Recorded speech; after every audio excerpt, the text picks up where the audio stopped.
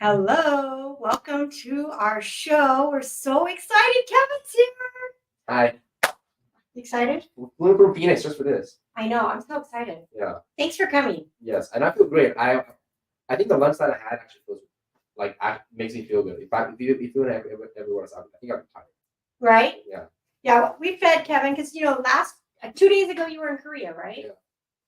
So you're on a time change shift. Jet lag. Yeah, I slept like 2 hours last night. Yeah.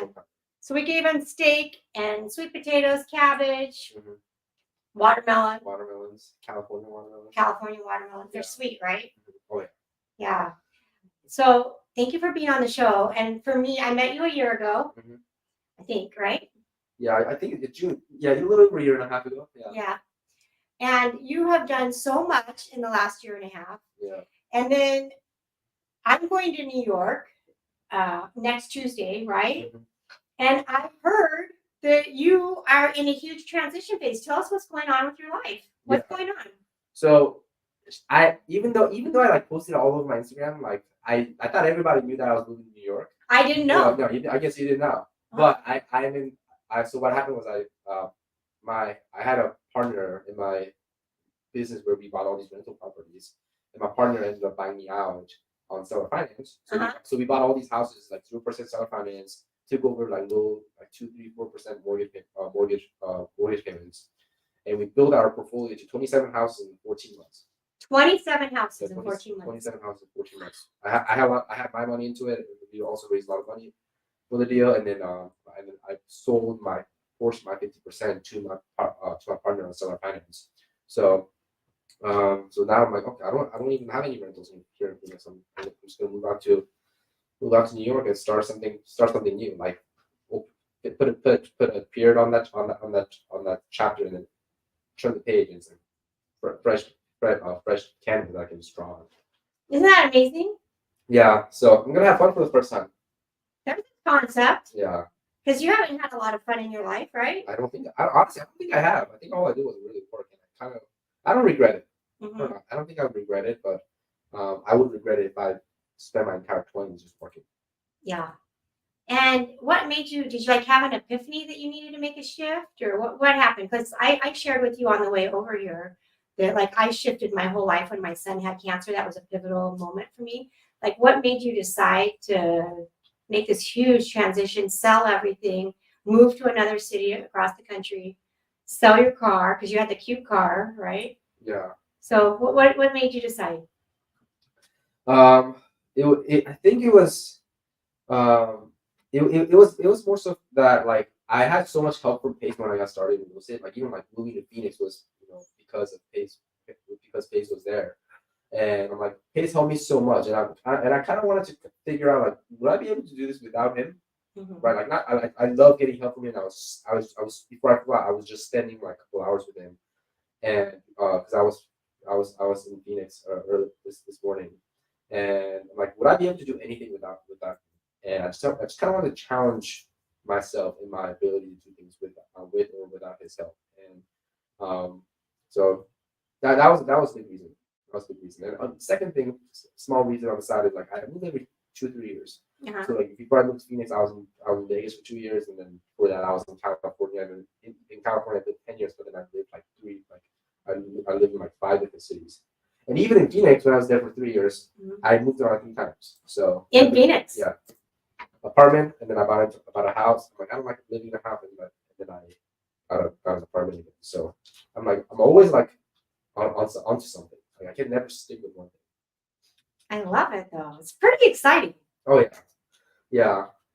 I think also just now that I have nothing on the table, I don't have any rentals for me. There's nothing holding me back. I'm I can go into so many different directions, which is the reason why in this podcast I kind of want to talk to you about what directions I can take. Right, I can always build a single family portfolio no matter what. But how about I start buying businesses or something? So is that something you're considering? What are the things that you're percolating on? There are 2 things that I want to do right now. Number one is I want to buy bigger assets, bigger multifamily buildings. But then at the same time, I want to go buy businesses or something that's gonna make me a lot of money. Yeah. So somebody, I asked people like, what questions should I ask you, right, in the social media groups? And someone posted, ask him why is he shifting to multifamily? Why the shift? Why the shift? Mhm. What most people don't realize is the scalability, not even the scalability factor of it, but I think it was more of a personal decision. I know a couple of guys that are like just only doing single family homes. Like Abraham only does single family. Mhm. I know in Phoenix there's a guy named Zach Keeps, he only does single family, and it's like this is fun for me. But personally for me, it's like I didn't really find it fun. Like the single family stuff. Yeah. Do you find it fun? I feel like it's very labor intensive. Oh yeah, Uh-huh. That's in my opinion, right? right. Yeah. I do think that since I joined Sub 2, that I think I want to move towards either multifamily, buying businesses, or being a lender, a private money lender or partner. Uh-huh. More so than I want to accumulate a few more homes because I want to be able to put family members in them Yeah. and do co-living in some of them. But other than that, I think that building, I think it's easier to get passive income for other people if people who have their 401ks and you can ask them to put that into a big multifamily unit project or into a business. I don't know if they can do it into a business, but they can do it into a multifamily. And I think that's an easier sell, like for when you're asking people for money, Yeah. than it is, hey, let's put your 401k to work for you in this self-directed account, and let's work on buy this building, this big, large apartment, multi-unit building Right. that we can value add to, and that you can, and your money's parked here, and you don't have to pay taxes on it. Right. I think and then you get a property manager, someone skilled to manage it, and that's just my opinion. Right. Yeah, I mean that's the thing is like I know that like at this point like I could go into any direction and I will figure out a way to make it work. But the challenge is like what I know about myself is I'm in my early 20s, Mm-hmm. so I'm not really interested in it. Yeah. I know I'm gonna work no matter what. So for me, I'm like, how can I make as much money as possible? Like I don't really care about the retirement, and people might say, oh, Kevin's wild and whatnot, but like when you're 24 years old, You're 24. that's not what most people in their 20s think about. But I'm just trying to figure out like what's the most amount of way to make it work. So like even I totally understand what you're saying with like going into like the real estate, sticking with real estate. It's easier to get funding for it, Mm-hmm. and a lot of in like with the connections that we have, it's easier to find deals. But then if I want to go buy a business, it's hard to convince somebody, hey, like let's take your 401k money and buy this business that you have no collateral against. It's just a standalone business and it's partner on it or whatever. I feel like that'd be a little tough step. So Yeah. I, But I, are you thinking about businesses? I do. Yeah. What kind of businesses? Like, tell me more about that. I want a business that where I'm the first one to get paid, like a property management. Mm-hmm. A property manager will always be the first one to get paid. Like low overhead, but and there's like there's very less risk involved. I don't mind like being involved in the business too much. Mm-hmm. Like I'm totally fine with that, but I want something that I'm like always going to be the first one to get paid. So property management was One. Okay. What else? like a home service based business. Like you just look at a house, it always seems to fix, like Yeah. even like a brand new house. So that would be one thing. I don't know. Maybe I honestly wouldn't even mind getting out of real estate. Yeah. Yeah. Well, and the options are endless, right? It's endless, and that's the tough part. Is like, and I think this is something that not many people know. But one of the reasons why I feel like I succeeded in real estate, and like everyone's definition of success is very different. But like I think I succeeded in real estate when I started at 18 going into 19 was like that was the only thing I knew. Like, real estate was my only knowledge. I didn't have any other experience. Like I didn't start any other businesses. I did have one business before that, but like I didn't have any experience. So when you only have one option, it actually makes it so much simpler versus people in their 30s, 40s, 50s, 60s, 70s. Like you leverage your like back like the things that you made in the back, you experience, and you're like, I did this before. I think I can make this work, but even before that, I did this, I did this, I did this, and I can make things work because I have more options. So I think it's harder when you have options. That's an interesting perspective. Are you thinking like maybe car washes or self storage or insulation or air conditioning or what like home warranties like are just you're not sure. You're just percolating. So I know you're like in transition. Yeah, I'm in transition, and I know I can't do everything. Like I can only probably focus on one business at a time personally. So I'm like I don't know which is something that I want to do. Like I don't even know. Like, this is the first time I've ever had a thought in my mind where like, should I even do real estate? I never had that thought before. Mm-hmm. That's Always, interesting, right? never. Always real estate. Do you feel like God is maybe, because I know we talked a little bit about God on the way home from the airport. Do you feel like God's maybe leading you and just asking you to maybe have more faith in Him and trust in the unfolding? Like you don't really know what you're going to do in New York. You have a place to go to, but you don't know exactly what it's all going to look like. And maybe to trust Him more in the unfolding of it. I don't know. That's a great question.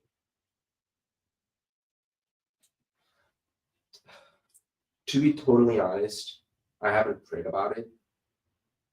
I haven't prayed about it, but I think there's a reason why everything like the things worked out the way it is. Especially my partner buying me out, right? So like all the houses that I have, none of these houses like I would make money if I sold it right now.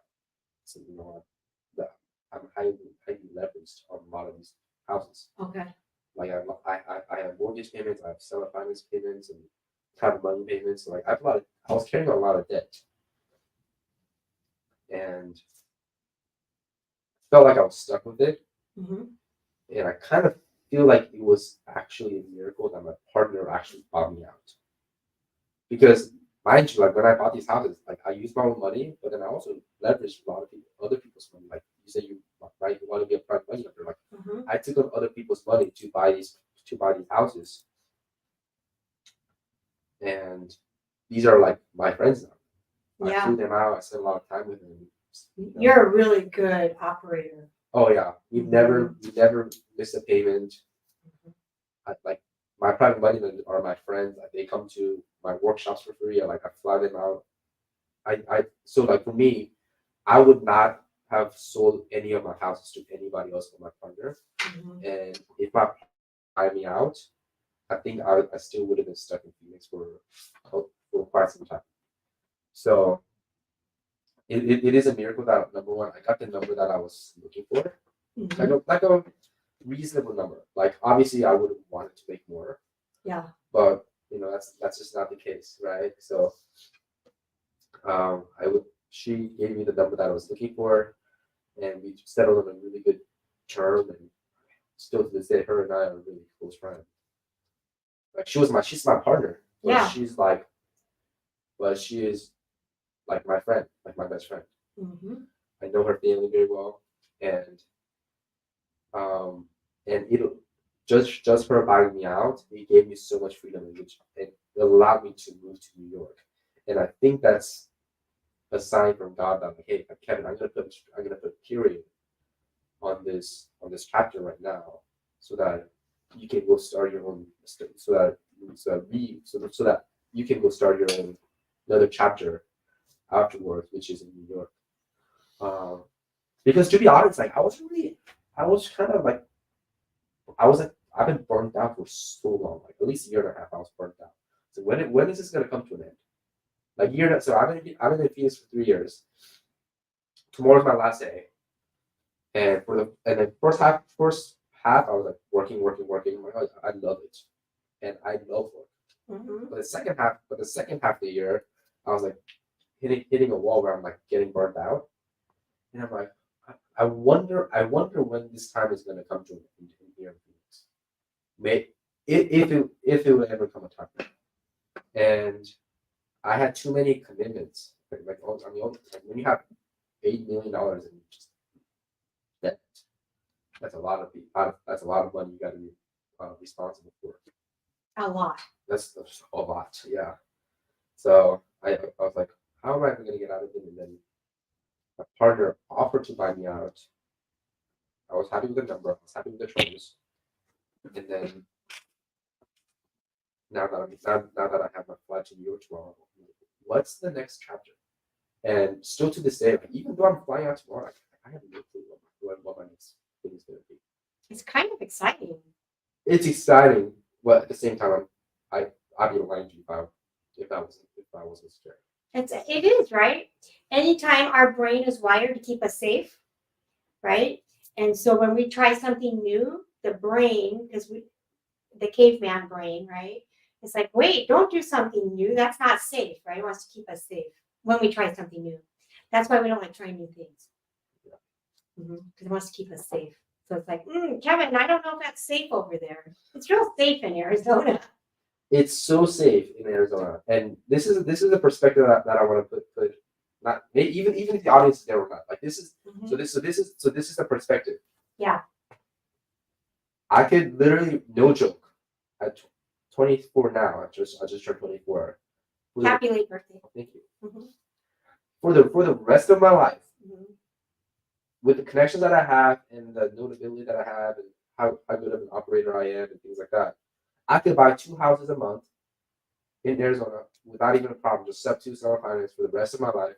And when I did the math, by the age of 65, let's just say that's the age that I retired, and I kept doing this same thing for until 65 minus 24, 41 more years. Let's just say I do this thing for 41 more years. Yeah.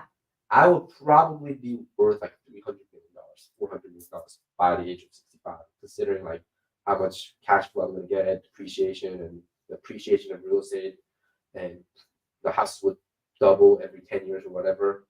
Like I would probably be worth $400 million by the age of 65 if I like continue to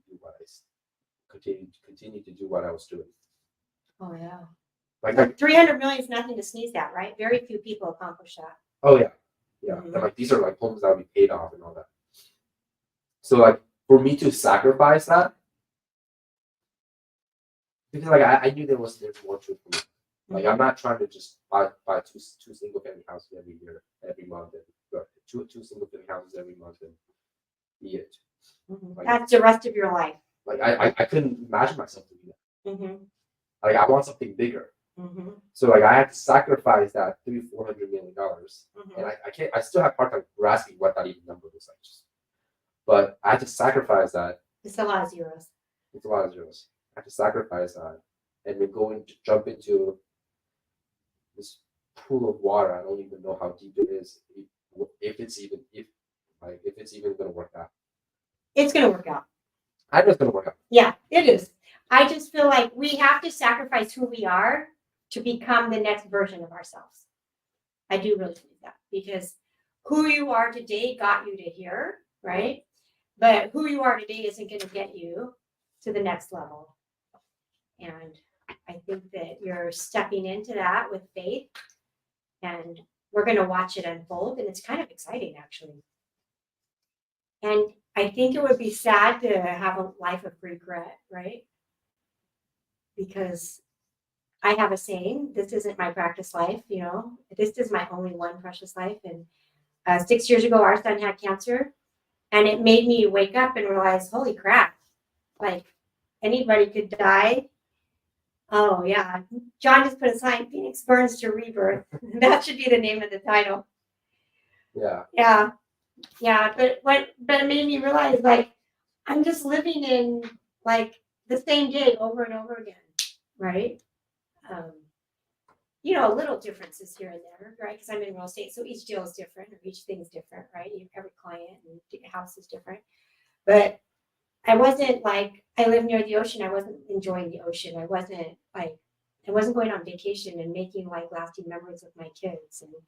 I was at my daughter's graduation from a big school on the East Coast, and writing uh, an offer on a property while I'm in the bleachers at her graduation. That's insane. That's not being present, right? So I really admire that at 24, you recognize that there's another calling on your heart, even though you're not sure exactly what it is, but there's something bigger for you, and that you're made for even more, and that you're going to go after it. I think it's exciting. And I feel like the pulse of New York is definitely for young people. I mean, I guess it's for all ages, right? But there's good food and it's fun and the arts and everything's there. But I feel like if I was a young person, I would really love the pulse of the city, if that makes sense. Oh yeah, and like not to uh say any negative tone, but like I just like when I moved to Phoenix, I know the people in Phoenix in real estate that are still that were doing the same thing, and still 3 years later they're still doing the same thing. They have nothing. They literally didn't build anything. Like they're not really doing much, you know. And for me, I'm always trying to figure out what the next step is. And even like I know for a fact I'm not settling down in New York. You know, like New York is probably the most expensive place I'll ever live. I mean, it is the most expensive place on this planet. But like I'm always looking for the next thing, and Phoenix just didn't really have like hit a plateau. Yeah, it was great for a while. Great for a while. And you learned a lot, and you made good friends, and you learned how to invest in real estate, right? Especially creatively, right? Which is a skill set. Yeah. It's very different to buy something creatively than to buy something, with just 20%, 25% down, right? Yeah.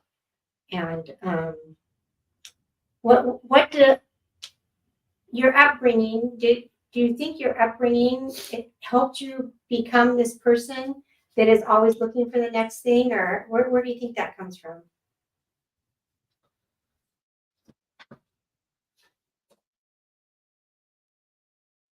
I think when I was growing up, Mm-hmm. my parents divorced it because their fights always were around like money. Mm-hmm. So like I had my first job when I was 17, or like the day that I got my driver's license was the day that I started to work. Mm-hmm. And I got my mom gave me her own car, and like I always drove it. I never like still to this day I never like smoked. I never like got myself into any drug. I was always like um did really decent in high school, but I always like my money was always a driving factor. Mm-hmm. So like, which is the reason why like I couldn't stay in school like after high school. I couldn't see myself staying in school because I'm like, dude, I'm just studying. I'm not making money right now. I because in the back of my mind I was like, okay, if my parents fought about money and they ended up leading to a divorce, I always thought like money is something that I need to figure out before anything else. Mm-hmm. Interesting, right? Right. So I think that's where like I'm like borderline obsessed with money. Mm-hmm. And my Asian parents think that's a little. I'm a little too obsessed, but I much rather have money than that. But like I think that's where my obsession to work and like upset and that which leads to like always wanting something more. It's like I told you, I think when I was at the lunch table with you, like I made $250,000 for the last 3 years. Yeah. At 21, 22, and 23, I just turned 24 a few days ago. So at 21, I was making $250,000, or maybe a little less than that, but 22 and 23, I was definitely making $250,000, if not more. And like that's an insane amount of money for that age. Insane. Insane, yeah. Like people didn't even graduate college at that time when I was making $250,000, and on top of that, I was buying rentals. Yeah. Building your portfolio. Yeah. Mm-hmm. How much fun were you having? My definition of fun is very different. What's your definition of fun? Tell us.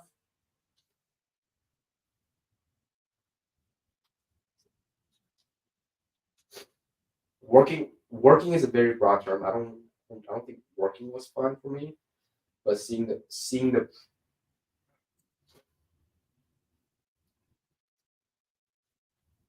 work working a project that I know that has huge upside is fun. Okay. But just working the mundane stuff is not fun. So What's an example? Give me an example, like of a project that has a fun upside, a good upside. like building the rental portfolio Mm-hmm. was fun. Okay. I mean, you buy your first rental, like, oh my god, this first rental, blah blah blah. Second rental, oh my god, it's awesome. Third rental, this is good. Fourth, Mhm. fifth, sixth, and then like the excitement diminishes, and it becomes a very mundane project. Mm-hmm. It's like so, like I probably no joke, I probably bought more rentals than I bought shoes. You know, like I don't think I've ever. I think I bought 27 shoes in my 24 years of my life. Like, no Yeah, joke. you're like, yeah, I love shoes. Yeah. Hold on, let me grab a tissue. John, will you grab us tissue? Yeah. Yes. John will grab you tissue. There's some upside. Yeah. John will grab you tissue. Um, You've been traveling a lot. yeah. I don't think I'm sick. I'm just tired. I was Yeah. like 2 hours yesterday. Well, plus when you change airspaces, allergies get you because you're in different airspaces. Yeah. So we're taking a tissue break really quick, guys. Thank you. Yeah, we're excited that we're here. So that's fun, right? But then I do feel like there's a diminishing return on fun, right? Like I heard once someone famous, which I wish I could remember who it was, that they thought they'd be happy when, and I think that's an inside job, right? The actual happiness, because there's only so many deals, right? Like I don't know. Just like you said, like after you do so much, like what is next, right? Yeah, because it was like, oh, once I get my first 100,000, Mm-hmm. Yeah. and I got my first 100,000 very early on in my career.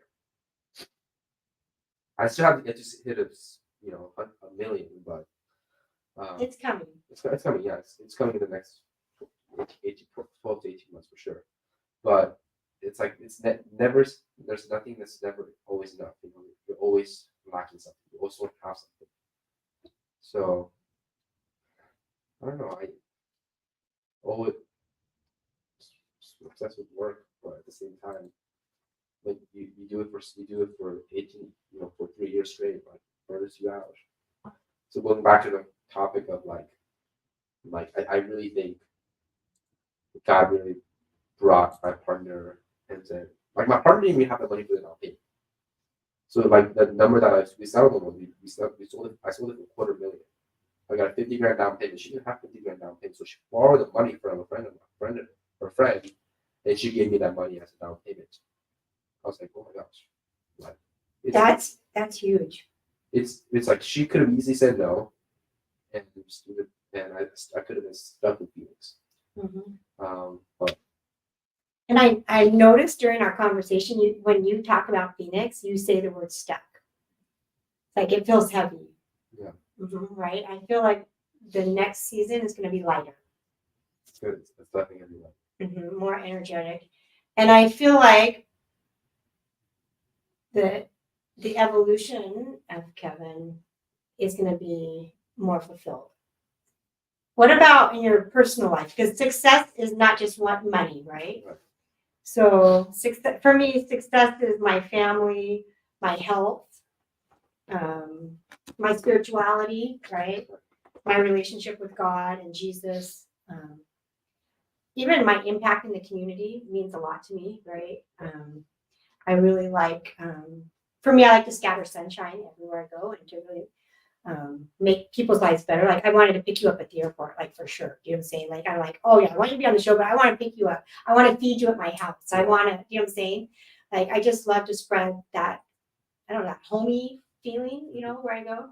What other areas of your life do you want to have success in? Like, do you want to get married and have a family? And do what do you want to see your relationship with your health and fitness and meditation, that kind of stuff, spirituality? Where do you see all of that going in the next few years?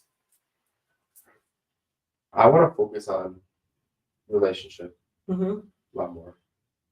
Mm-hmm. Family relationship is one of them. But like I'm not like looking to settle down anytime soon. But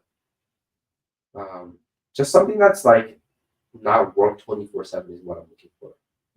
So, which is the reason why I don't think I've ever been more excited to move than like literally right now. I'm like 24 hours away from flying out to New York City. I've never been more excited in my life. Because I know that like this season, next season in New York, however long that period God ends up making it out to be, whether it's maybe it's only 1 year, Yeah. maybe it's 10 years, who knows? But the next season, like I know for sure, I literally told myself, I'm not gonna work on the weekends. So a new boundary. I'm going to have to set up a new boundary because because before I didn't have any boundaries. I would legitimately work at 2, 3 in the morning, and that was like I somewhat enjoyed it, but somewhat like I look back at it, I'm like I could have slowed down a little bit, but like looking back at the last 3 years of Phoenix, I'm like I gave my all.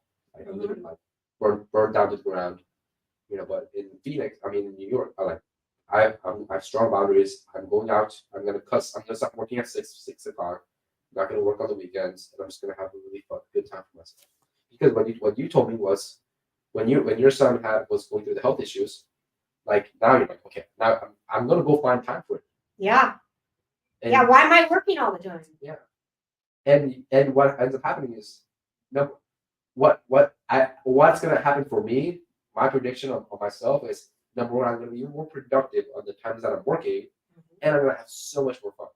Right? Like if I really look at it, I was really working like 6 hours a day, but when you give yourself like 14-hour work hour, you're gonna fill in that entire 14 hours. So that's just kind of like my vision. It's just so have stronger boundaries for myself. I like that. And then I agree. Like if you think it's going to take an hour to do something, it's going to take an hour. If you give yourself 3 hours to do something, it's going to take 3 hours. And I also really believe in the law of attraction and energy. And some people call that woo-woo stuff, but I'm really, I believe God is the energy. But when we have more fun, it puts you at a higher vibration on your vibrational energy flow chart. And so when we're in that flow chart, I feel like work doesn't have to be hard all the time. You know what I'm saying? It can be easier. You know what I'm saying? Like we can, and when we are having more fun, we can attract more abundance into our life, in my opinion. If you're like as a realtor, if you haven't noticed, before realtors go on vacation, they always get a deal because they're excited. They're really super focused and hyper focused, and then they're going to go on vacation. So excited. And it attracts abundance, right? Before they go. But we could be like that all the time, right? Yeah. We can have our weekends off. Oh yeah. And our nights. What are you going to do on the weekends and the nights? Honestly, I'd be so fun just hanging out with my dog.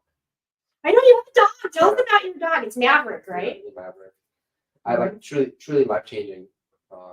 He's crazy, a little crazy, too crazy for me right now. Because I've been trying to make him tired. He's like just jumping on me, fighting me, whatever. But like he's like my new best friend. Like I just picked him from the trainer 3-week boot camp. I miss him so much. I miss Maverick so much. Yeah, he's good. Right? How old is he now? He's 5 months, going into 6 months. Yeah, God spelled backwards is dog. Oh my gosh! So it must be a blessing from God. Like I literally like that's another thing I didn't bring up is like the moment that I decided to sell all my rentals and my partner committed to buying me out was when I ended up getting dog. I'm like, oh my god, this is like truly like perfect scenario where like I get bought out and all these things happen perfectly. Yeah, Maverick's cute. Oh, yeah. And a trained dog is the best. John talked us into spending like a lot of money to get them really well trained. Yeah. And then they train you. Yeah. And then your dog is very enjoyable. Oh yeah. I spent $300 in training my dog for 2 weeks. Yeah, it's good. Yeah, it's good investment. It's really good investment because otherwise it's not the dog's fault that it's not trained. Yeah. It's the owner. Yeah. Yeah. I think that's good. Yeah. So yeah, I'm just really excited. Like a lot of growth in my life lately. What do you think about personal development and growth? Do you think it's important for our listeners to grow and develop? To a certain extent, yeah. Yeah. I think there's always like overkill sometimes. Yeah. Like I'm not like I totally understand like the personal development side, but it's like I'm never like fan of like, wake up at 4 in the morning over and run. I'm not a big fan. Me either. I want to be asleep at 4 in the morning. Yeah. I agree. I don't think that equates to you being like a guru or in the Zen or successful. I think sleep's really important for me. I need my sleep. What it's like because I spend a lot of time with pace, Mm-hmm. like it gets to a point where I have to take Advil because I get like I spend one day with pace, I'm like I have a headache, right? So He goes fast. he goes really fast, but like I realize like he goes that fast, and that does not have to be me. No. I could go at my own speed, and if I'm perfectly happy with it, then it is what it is. So, and which is kind of going back to like having my own boundaries. It's like, I need to have my own boundaries because here's the thing: if you don't set it for yourself, if people will set the boundaries and walk all over you and call you out random hours and expect things when they shouldn't even expect things, you know. So, I'm excited for the next chapter. Like now that I'm talking with you about it, I'm like, this is like perfectly planned. Like God definitely perfectly planned this. Yeah, it's good, right? And then do you have your you have a YouTube channel, right? I do. What's your show called? The Kevin Choe. The Kevin Choe. Yeah, somebody else took Kevin Choe. So They did. They put the Kevin Choe. That's good, right? And when you interview people, what do you look? What is your show mostly about? show is mostly about people that I want to have access to Mm-hmm. because people that I want to have access to don't necessarily have like I would not have access to if I don't have that like, audience, right? Mm-hmm. So like I have a couple of people on my podcast that I interviewed that I wanted to learn from. Oh yeah. Like, hey, do you want to come on my podcast? And it's like a nice way of saying, can I pick your brain for free? Yeah, that's good, right? Yeah. What's the best thing you've learned on the podcast from someone? Best thing. Yeah, one of the things you love most. I mean, I'm only into like, episode 11 or something, Mm-hmm. but I guess it's like it doesn't have to be like real estate is not the only answer. Like Mm-hmm. that's something that I realized is like when you don't have anything else around you, like for example, real estate was the only thing around me when I was 18. Like that's the only thing you know. But like now, like earlier in the podcast, I said I don't even mind if it's real estate or not. I'm open to options. So like getting like when you have these conversations, it opens up possibilities that hey, like real estate may not be the only option, but there are other things that you can do along the way. So that's probably the biggest thing I learned. Yeah, it does. Even like when I joined Sub 2, I just thought, oh, buy doors, right? Yeah. And then when I got into the small group that I meet at, we underwrite and go over deals on Mondays with Jason and Jamie, I'm like, oh, I could be a lender. I could be, I could do multifamily when I met Vina, Jetty. And there's just all these different people I've met. And I'm just like, oh, there's so many other options, right? And then I met Cody Sanchez, right? Like, oh, she buys businesses and she's, badass. Like she does like awesome buying these businesses, right? Right. And so there's just so many, I think it opens your mind to the other possibilities because we don't know what we don't know. Right. Yeah. So I mean, yeah, but that could also be a blessing and a curse, though. Yeah. How? Tell me more. I think that to a certain extent, I wish I didn't get exposed to all these options. Okay. Like even buying business thing, like I'm sure it's a great thing. I know a lot of people that make a lot of money off of it. But then when it comes to making decisions on how to make money, like I kind of wish I only knew real estate. Yeah, because you don't have the shiny objects in the room. Exactly. Yeah, which is bad.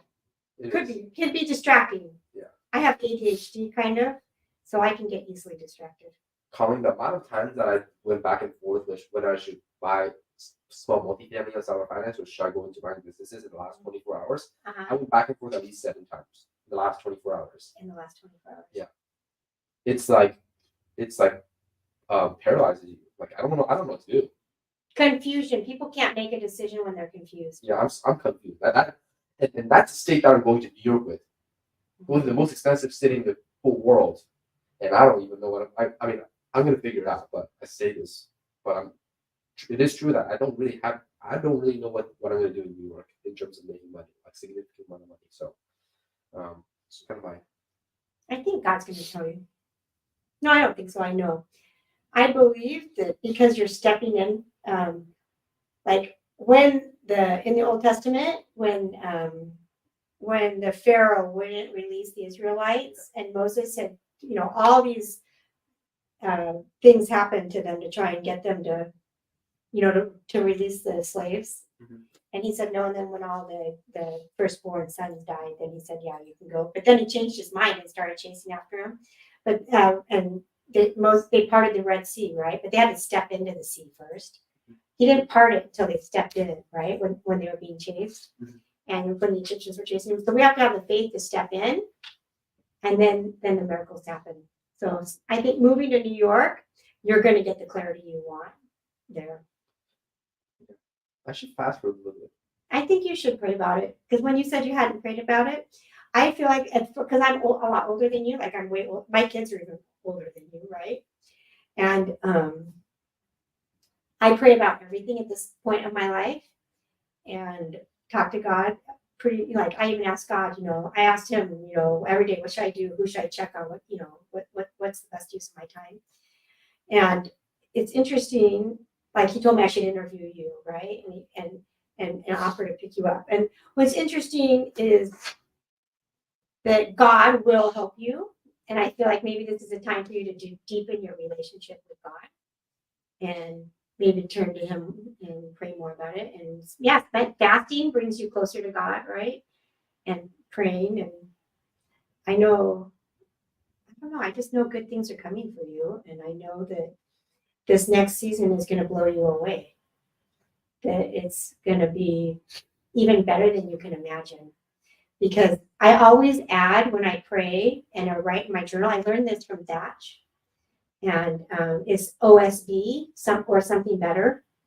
I learned to, when I first started my real estate journey of appreciation and changing, because I used to be a really negative person, which is hard to imagine now because I'm like super positive. But I used to be super positive and true, and then a bunch of really bad, awful stuff happened in our lives. And I let it really get me down. And on the journey, I found Thatch, and I flew up and spent time with him and joined his crew. And he would have us journal in a certain way. It's called AID. Okay. And AID journaling is appreciation, intention, and delegation. And I learned this from Thatch. In fact, I always think I'm going to write a journal so people can journal this way, because this is how he manifested everything, right? And so the first thing you do is you write down 5 to 10 things that you truly appreciate and bring you joy. And not fake appreciation, but like whether it's your fuzzy socks or your dog, Maverick, or the yummy watermelon, right? Something that actually brings you real joy. You write down that you appreciate those things. And then the second part is the intention. And so today I intend to be joyful, abundant, in the flow, attracting abundance, whatever it is, right? Peaceful. And so you write down, you decide in advance how you're going to feel. You don't let the events of the day determine how you're going to feel that day. And then the last part is called delegation. And then you write, I thank God and my divine angels in advance for ... And let's say it's a great apartment in New York City, a new business opportunity, new friends in New York City. But then you put or something better at the end, OSB, because God maybe has something better in store for Kevin and we don't know what it is, right? And I think that when we take God our ashes, what we have, he can make them so much more beautiful, right? And I think we're all living below our potential, our God-given potential. And I think that there's a few people who step into it, right? And I think you're stepping into yours. You're taking that next divine step, and you're going into the unknown and stepping into it. And I just know that when you start asking in your prayers or something better, and ask God to help make you the best person, the best version of Kevin, and be the best version of helping him here on the earth, that I know that things are going to work out even better than you. I know they're going to be awesome. I think they're going to be even better than awesome, if that makes sense. Just gotta believe into it. Yeah. Mhm. What else should we talk about before we go? What else do you think we should? What else should I ask you about? What else is important that our listeners should know about you and find out? I think the most important thing was what we just talked about. Mhm. Because I want to be able to look back at this time that we're having a conversation and like kind of maybe watch it in 2 years. Is like I know my phone's over there, but this is one thing I used to do when I first moved to Phoenix. I'd do a voice memo, Mhm. 5 minutes, and I have if you go to my voice memo right now, there's hundreds of them. Well, maybe not hundreds, but like A lot. a lot of them. Mhm. And it's like literally one of the thing was like first few months into moving in, I'm like, God, I'm like moving down to my last 200 bucks. Literally down to my last few hundred bucks. I don't know what to do. My rent's coming up in a week and a half. I genuinely don't know. And then like I have those all recorded. I um I have a video of me the day that I moved into Phoenix. I was in my apartment and I only had 1,200 bucks and I was in my apartment, didn't have any money for anything else. So like I was doing an apartment tour for my mom. Like, hey mom, look at this. This is the apartment I'm staying at. And literally my room didn't even have a bed. I was sleeping in a blanket with a pillow. And that was for and I slept like that for at least month and a half. Mhm. And I have it all recorded. Like still to this day I have the timestamp and everything and I'm like, wow, like I'm so glad I recorded this because and even the journal that I wrote down the day before I moved to Phoenix was like, oh my gosh, I wish I could read it, but I wish I could pull it up. Actually, Yeah. Here, let's get your phone. Let's hear it. Oh God, this is so good. It's I mean I have 550 posts, so it's all at the bottom, but I think it's so important that I that I bring it up because This is documenting it. this is documenting it. Yeah.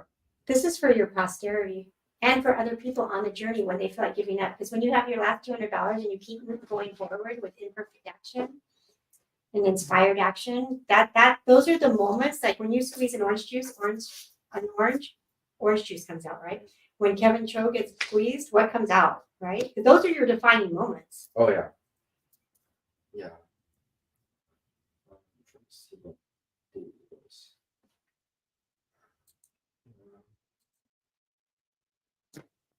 Right here. January 18, 2022. Oh, it's journal entry. Yeah, it's journal entry. Yeah. So Okay. it's on my Instagram. It got posted October 16, 2022. So this was almost 2 years ago. Yeah, 2 Uh, years ago. yeah, October 16, 2022. Yeah. That's when I reposted this, but then um, the journal itself was written January 18, 2022. Tomorrow is a moving day for my apartment. Yesterday, I was not feeling the best. Not sure. Maybe because I slept too much. I was genuinely so sick, but today I feel so much better. Jesus, thank you for guiding me and helping, healing me. God, as I move out and start my own life, I pray for your guidance that I will not fall into temptations, nor get into any trouble. Let this next 14 months be a time of tremendous amount of growth and a lot of failures. 14 months was the least that I found. I want, and the next sentence goes, I want to be under so much pressure that I am able to, I want to be under so much pressure that I am about to break. Jesus, I'm capable of doing my own life and I welcome any challenges. And I said, in the next 14 months, I will have a specific goal that I want to hit.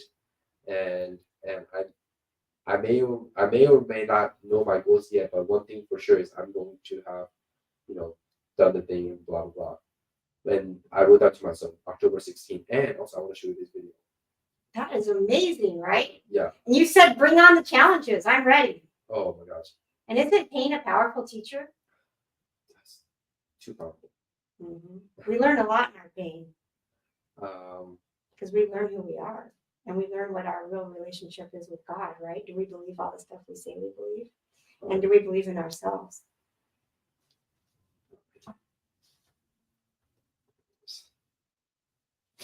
this was January 19th when I moved in.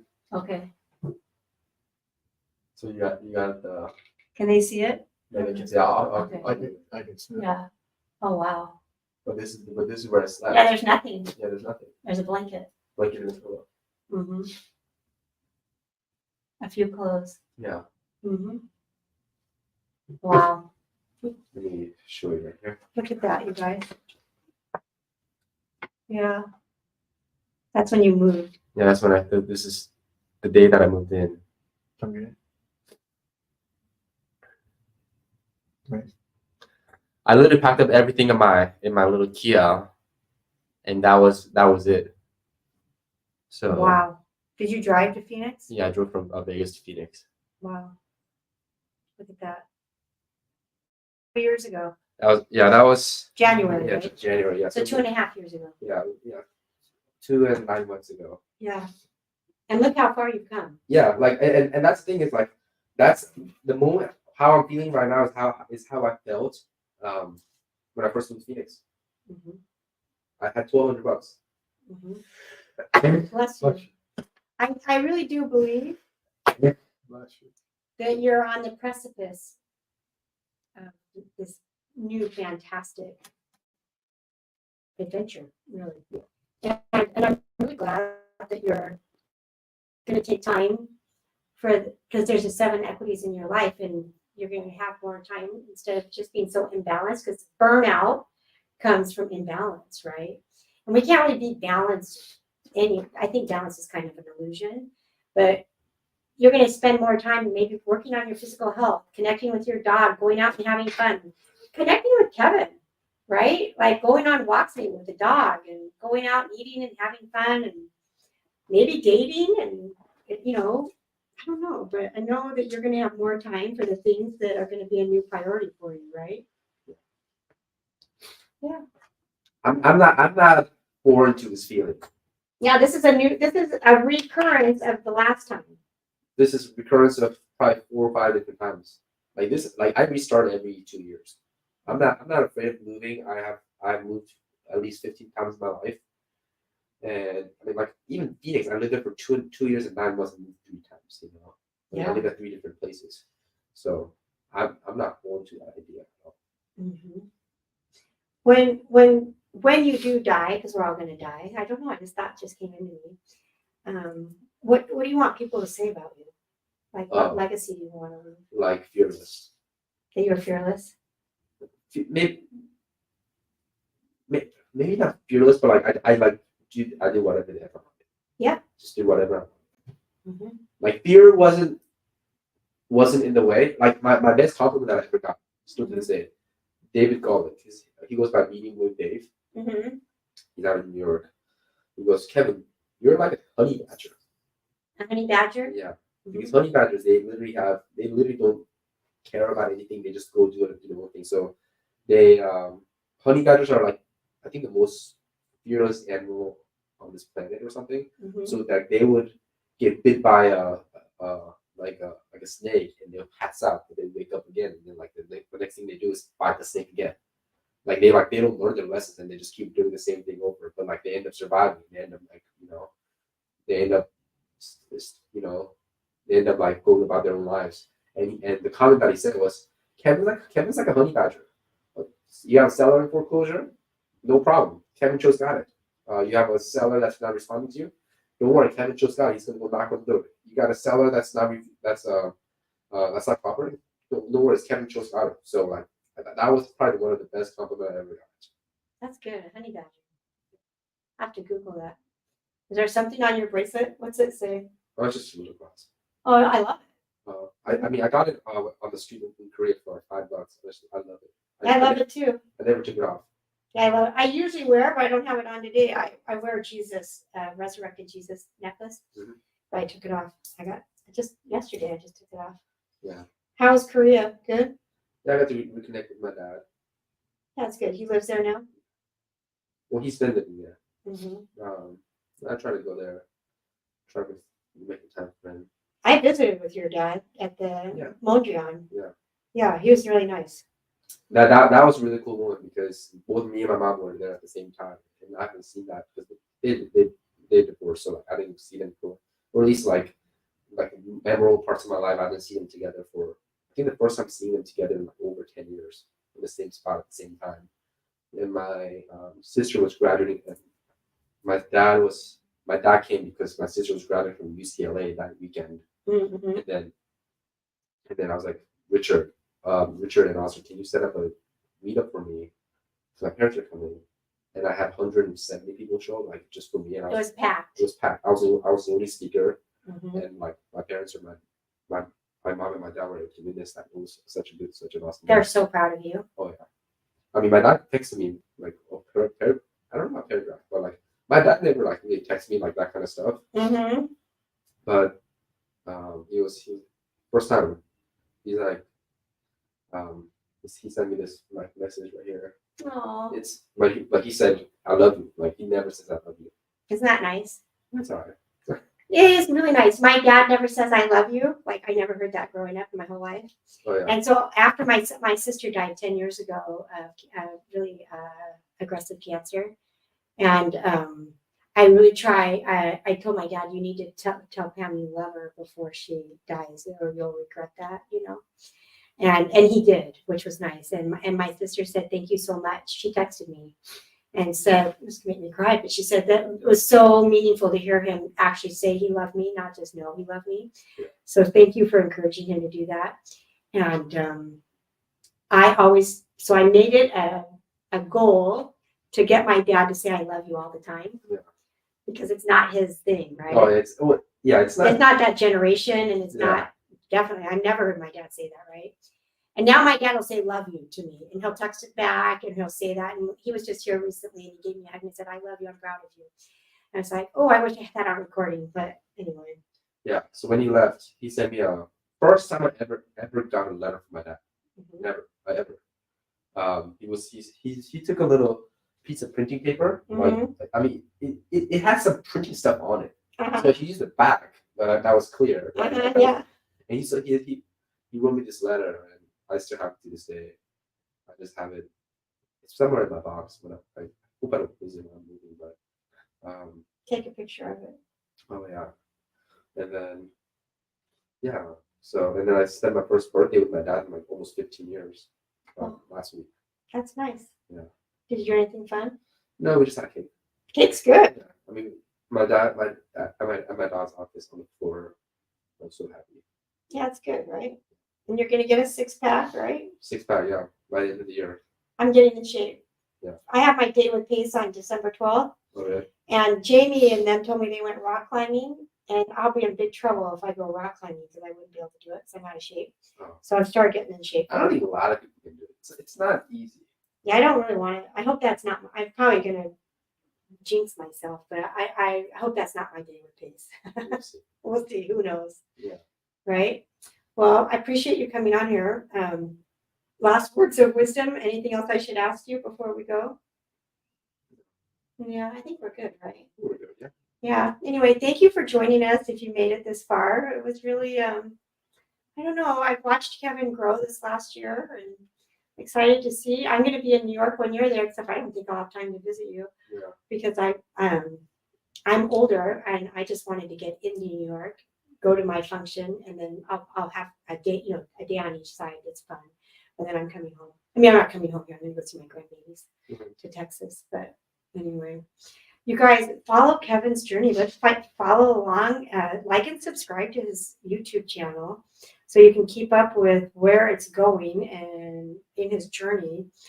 And it's so fun to see someone with so much wisdom at 24 and to see what life unfolding. And my sweet husband, who's in charge of this, John, had to leave. So I'm gonna have to step out of here to go turn this off. You already did? It's that thing, right? Yeah. Okay. So thanks for joining us, you guys. Share this video with somebody you think will love it, because who wouldn't love this awesome discussion we had, right? Yeah. Okay, that's it, right? Bye. Bye, guys. Okay, right? Yeah.